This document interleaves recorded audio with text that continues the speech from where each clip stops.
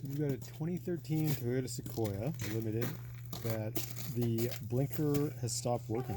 We know this because it had, when you go to turn the signal, it makes a much higher frequency blinking, whereas the normal one is like your typical tick, tick, tick. This is tick, tick, tick, tick, tick, tick, tick, and that tells you you've got a blown bulb, most likely. There could be some other few reasons, but generally it's your light bulb is broken. So what we're going to do is change it. We've got the hood open. I've just got this back exposed. You can kind of follow it. That's your light right there. So you know right here is going to be where the bulb is. Now it's pretty far in back there. And I've realized there is a couple of different key ways of doing this. So to undo it, I think you have to go in like, how was it? This.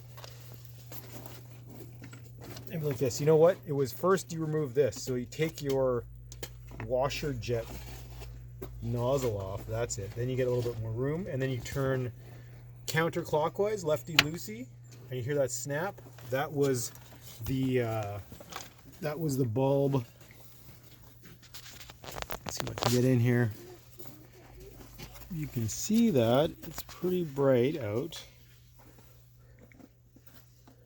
but right here, that's the bulb, and I just opened it. I'll try and reclose it, but you need a different hand position to close it. So anyways, it's kind of tight, and then if you just turn it counterclockwise, lefty-loosey, then you can kind of pull it out, and then you get the bulb exposed, which I will then bring over here. I'm doing this one-handed, which tells you somewhat of how easy it is. So that's the bulb. It looks like something has occurred because it's very dark on one side. The filament in the middle looks like where it's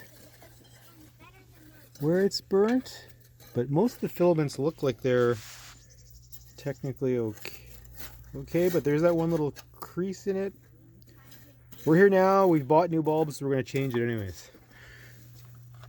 We know it's got some sort of issue. So what we've replaced it with, went to Lordco Auto Parts, and they said this is the bulb, 4157NA LLB2. Philips longer life, high to lifetime bulb. So I'm going to open this package up. Get one of my bulbs. Put that somewhere that I don't blow it out. And pull this out. Hopefully I don't shatter this in my hand. So that seems like there's a little bit of a clip, which is good that I didn't force it, because that probably would have broken a bulb in my hand, but I think that's a little clip in there. It looks like a little clip.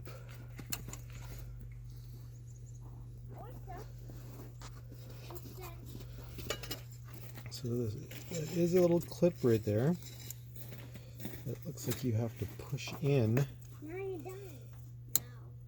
No. Yeah, you're all to pull out, which is actually somewhat tricky.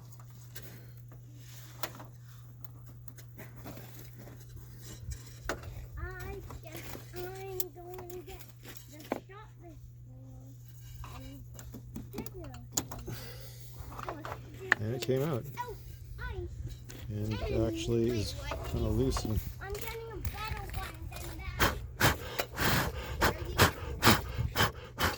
definitely blow that out as much as you can.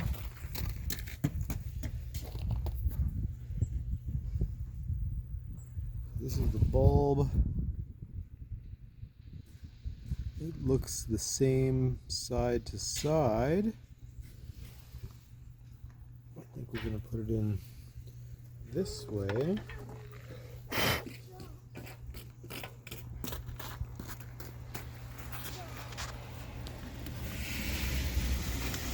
then it's snapped in. You can see that little metal contact point there. That's what previously we had to move out of the way to get it to open. Okay, now reassembling. So we're going to push this back into there.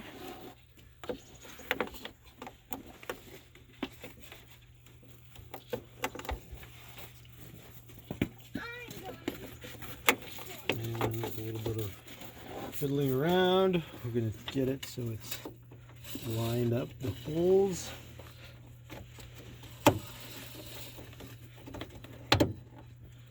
Okay, so that's seated in. There's two little notches, and I think I figured out this was the way to do it. Then you can get your fingers and it clicked in. But this is the way. Undo it facing the interior of the car and using your right hand, and then undo it using your right hand. This is the way, or using your left hand facing the front of the car. Seems to be the best way of doing this. We're going to plug everything back in here. I'm just going to, before I reassemble everything, I'm going to do a test. Sounds like it's working from inside. And we have a blinking bulb. Beautiful.